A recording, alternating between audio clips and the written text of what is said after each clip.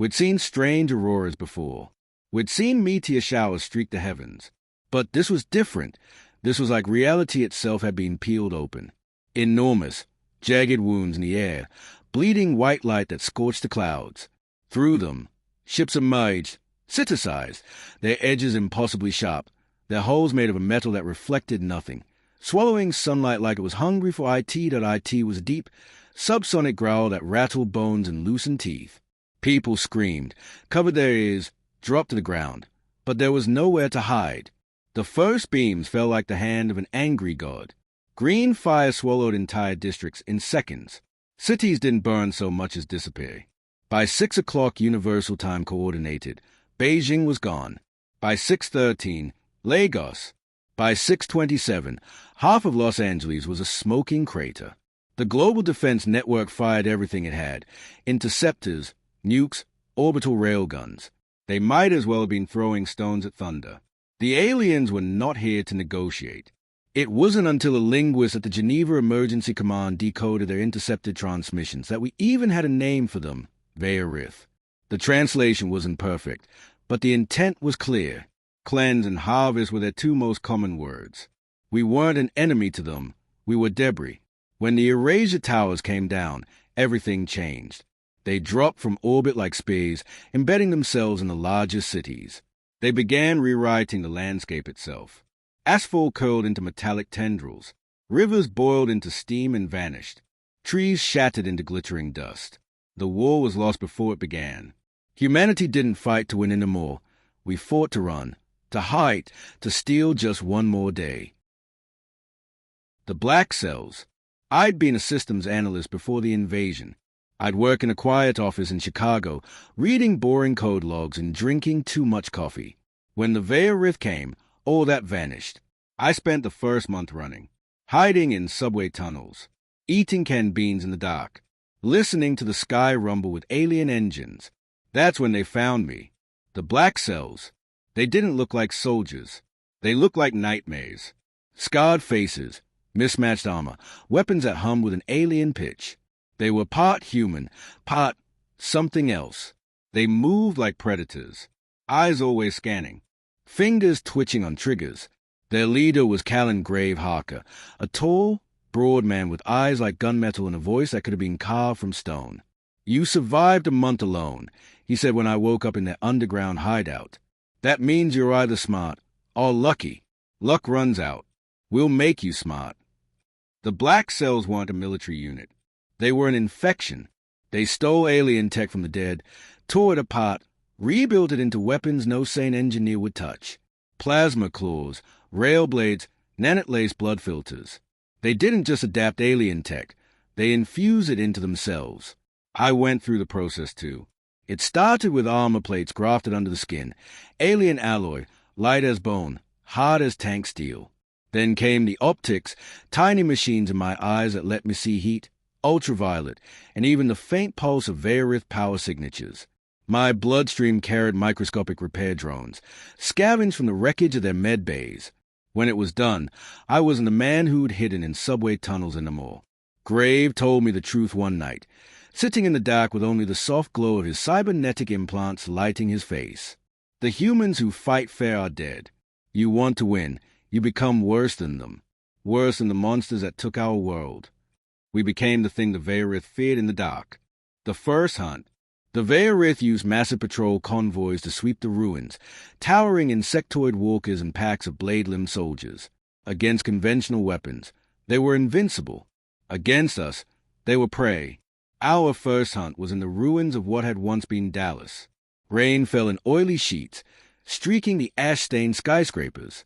The convoy moved slowly, scanning for survivors. Their walkers' legs clicked against wet pavement like clockwork. We hit them without warning. Graves' railblade, a weapon so sharp it could split atoms, sliced open the lead walker's knee joint. It screamed, an alien sound that was half mechanical, half biological, before collapsing into a building. I took the flank, my rifle firing crystallized shards of Veyrr hull that punched through their armor and detonated inside. We didn't stop when they fell. We tore them apart, pulling out every scrap of tech we could use: power cores, neural fibers, weapon nodes. The black cell believed in nothing going to waste. Every alien we killed made us stronger. When it was over, the street ran with glowing alien blood. The humans who still hid underground whispered about us after that. They didn't call us heroes. They called us the monsters. The name stuck. The final hunt. The sky above the ruined capital was a molten wound, streaked with fire and ash from burning ships. The great alien fortress ship, the spine of Veyrr, hung over the horizon like a tombstone, its jagged hull glimmering in the light of dying suns. Every heartbeat brought it closer to the ground, its anti-grave engine howling in protest as the damage from our last strike tore through its systems. I stood on the ridge, my breathing slow and measured despite the chaos. The alien armor clung to my body like a second skin, its living metal pulsing faintly in sync with my heartbeat. We had long since stopped looking like humans in the traditional sense. The genetic splices, the neural grafts, the bioweapons fused into our flesh had made show of that. But we weren't here to be human anymore. We were here to end them. Behind me, the rest of my unit, the Gravediggers, assembled. Every one of us bore the scars of the war. Some with jagged alien bone plating over their shoulders, others with eyes that glowed like reactor cores, their hands tipped with claws meant to pierce armor. We didn't talk much anymore. We didn't need to. The hive link we shared was more efficient, letting thoughts, plans, and rage flow between us without words. One breach. I sent across the link, straight to the core. We bone it, we bury them, and we take the rest of their fleet with it. The alien fortress answered with its own war cry, not in sound, but in the deep, seismic rumble that shuddered through the ground. The spine's forward batteries began to swivel, locking onto our position. I could feel the hum of their energy weapons in my teeth. They weren't going to let us get close without a fight. We didn't give them the chance. The Gravediggers moved as one, launching from the ridge with impossible speed. The alien tech grafted into our legs turned every step into a leap, every leap into a controlled fall. Energy blasts carved craters into the earth around us, but we wove between them, our movements almost unnatural. One of theirs, a Veyrr enforcer 3 meters tall, charged from the smoke, its blade arms slicing downward in a blur. I caught its wrist mid-strike, my claws digging into its armor, and tore the limb free in a spray of black ichor. I didn't even stop to watch it fall. We hit the fortress's outer hull like meteor strikes, our claws and plasma cutters tearing into the alien alloy. The metal screamed as we breached, the air inside rushing out into the battlefield's thin atmosphere.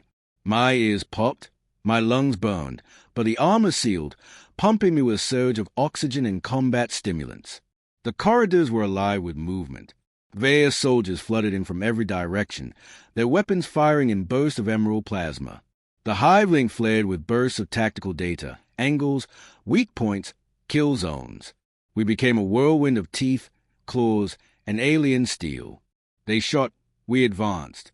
They screamed, we answered with silence. Every meter forward came with cost. I felt the pain of my comrades through the link, one going down to a rail spike through the chest, another crushed beneath a collapsing bulkhead. But the rage kept us moving, the singularity of purpose burning brighter than grief. Finally, we reached the core chamber. It was vast, a cathedral of living metal and writhing cables, pulsing with alien light. In the center stood the control heart, a crystalline sphere the size of a tank, dripping with tendrils of bioluminescent fluid. It was beautiful in the way a predator is beautiful, perfect, lethal, eternal. Korn, my second in command, moved to plant the charges. The Veyrr had anticipated us. From the shadows, the High Warden emerged, the last of their warlords. Its armor was layered in living plates, its forearms wielding 2 curved blades and 2 fusion pistols. The air around it shimmered with heat. The fight was nothing like the skirmishes before. This was personal. The Warden moved like lightning, its blades carving arcs of molten air as they struck. I met it head-on, claws sparking against its armor, every impact rattling my bones. Around us, the Gravediggers fought to keep the other defenders away from the core, their bodies becoming the wall that shielded our mission. The Warden landed a strike that drove me to my knees, its blade punching through my shoulder.